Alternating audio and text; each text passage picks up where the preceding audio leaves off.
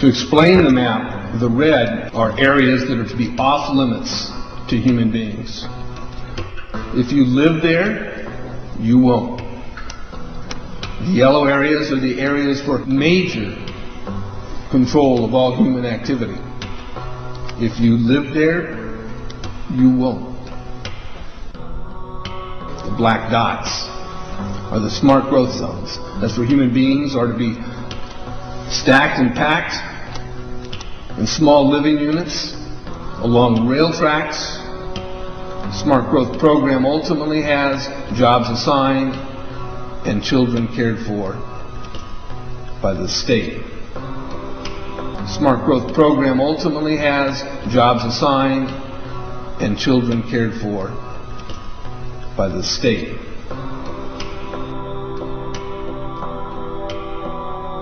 And in conjunction with Codex Alimentarius, food will be limited and water consumption will be decreased to 10 gallons per day per person. That is over a 90% reduction in people's average daily water consumption. And along with shortages of food and water, the food we will be provided with will be genetically manipulated and nutrient deficient. Genetic manipulation of food causes complications in metabolizing and utilizing food for energy. In June of 2003, scientists reported that the gene sequence of the inserted genes into crops had actually changed their order. They had re-scrambled. So the genetic inserts are not stable. Another laboratory confirmed this and found that it had changed in the same varieties in different ways that they had tested. So not only is it unstable and changing, it's not even uniform in the way it's changing. This is incredibly dangerous. Nutrient deficiencies due to Codex's planned vitamin and mineral ban will cause billions of preventable diseases. Both of these will ultimately lead to billions of deaths. The question is then, how do they do it? How in the world are they getting this agenda from the international level down to the local level? Well, they've got a plan for that too. Now, on the environmental side, there's probably a number of different plans, but from the environmental side, you have an organization called the IUCN, the International Union for the Conservation of Nature. Been in existence since the United Nations was created. It's not part of the United Nations Charter. It's a scientific advisor to the United Nations.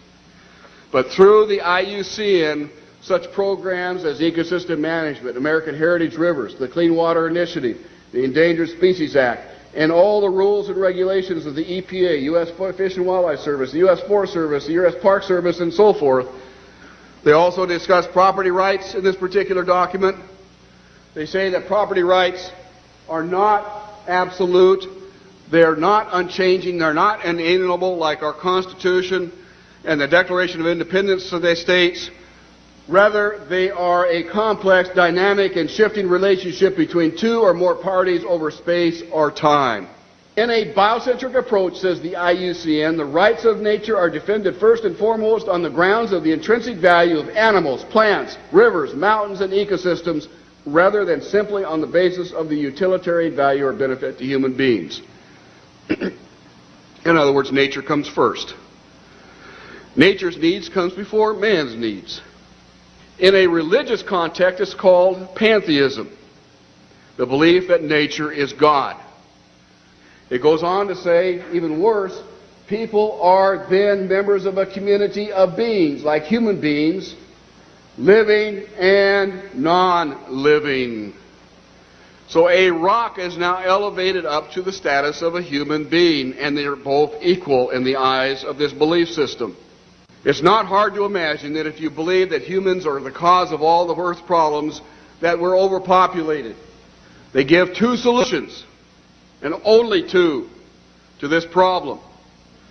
The first is that it's estimated that an agricultural world in which most human beings are peasants should be able to support 5 to 7 billion people. Well, folks, we have 6 billion people right now. That means all of us in this room, or nearly all of us in this room, are going to have to become agrarian peasants if we use this solution. In contrast, they go on to say a reasonable estimate for an industrialized world society at the present North American material standard of living would be 1 billion people. So if we wanted to maintain our current standard of living, we would have to reduce the Earth's human population by somewhere around 70%. in 1970, just 3 years after the publication of the Iron Mountain Report, which calls for, if we're going to create a world government, we can no longer use war as a mechanism to cause fear amongst populations and therefore allow us to control the behavior of populations through fear. And they settled on, in 1967, in their publication called the Iron Mountain Report, the environmental holocaust. In 1970, 3 years after that publication, Foreign Relations began to publish a series of articles describing the ecological holocaust that was facing the world. And in this particular issue, the first issue done by George Kennan to prevent a world disaster, where it was summed up in 3 points that the eco-crisis is a global threat so great that it endangers all of life on Earth.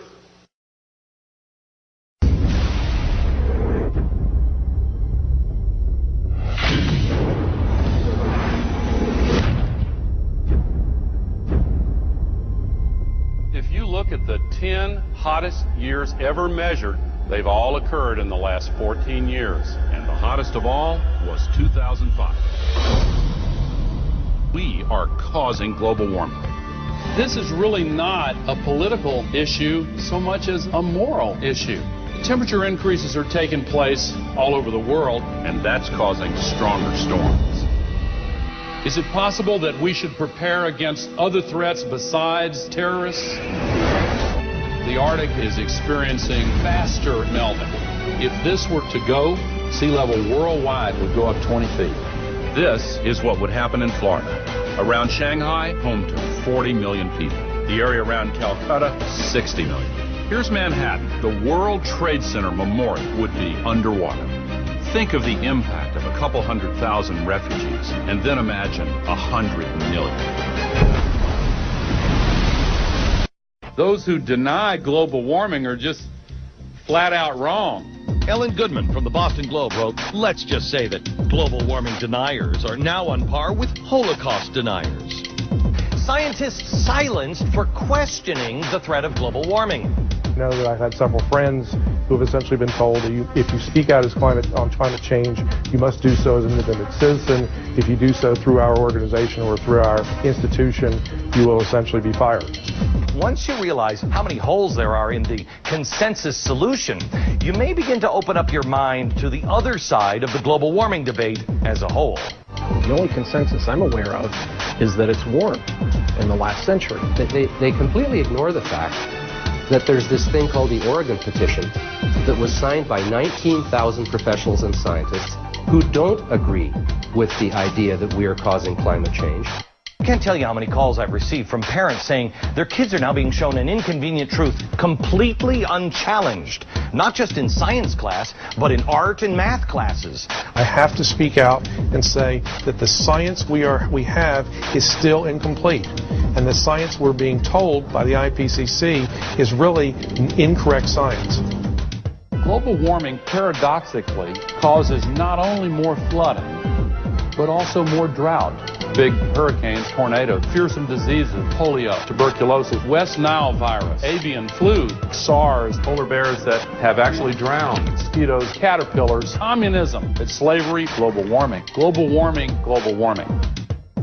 Aurelia Pecci, who actually created the Club of Rome, and it's the inner circle of the global elitists, in 1991 stated that while searching for a new enemy to unite us, we came up with the idea that pollution, the threat of global warming, and the like would fit the bill.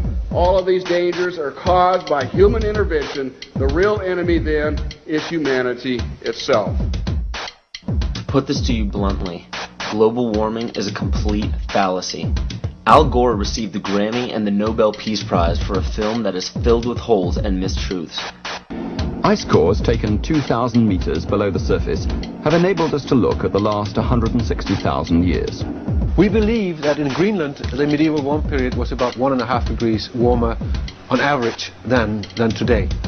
And they also show consistently warmer temperatures thousands of years ago before man-made greenhouse gases existed. Approach our time, we can see that in the period between 4,000 years ago and back to the period 2,000 years ago, which is actually the Roman age, the temperatures have been decreasing in Greenland by 2.5 degrees. Al Gore is made out to be a revolutionary figure attempting to save